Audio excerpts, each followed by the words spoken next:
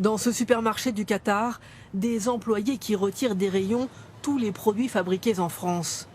Dans leur chariot, des boîtes de levure instantanée, des pâtes, de la confiture. Ces rayons vides, c'est le résultat de l'appel au boycott des produits français lancé en cette fin de semaine au Moyen-Orient. Au Koweït, ces images de célèbres fromages à tartiner retirés des étals font le tour des réseaux sociaux. Tout comme ces photos de manifestants prenant à partie Emmanuel Macron et la France. Tous dénoncent les paroles fermes du président français mercredi lors de l'hommage à Samuel Paty. Nous ne renoncerons pas aux caricatures, aux dessins, même si d'autres reculent.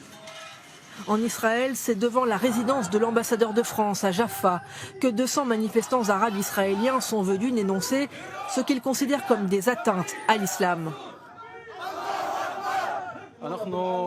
Nous protestons contre la politique du gouvernement français, le gouvernement qui nuit aux 1,5 milliard de musulmans dans le monde, le gouvernement qui encourage à nuire aux prophètes, un gouvernement sans respect.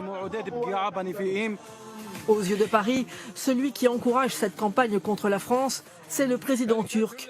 Recep Erdogan a mis en cause hier la santé mentale d'Emmanuel Macron. Le Quai d'Orsay dénonce ce matin dans un communiqué une propagande haineuse et calomnieuse contre la France.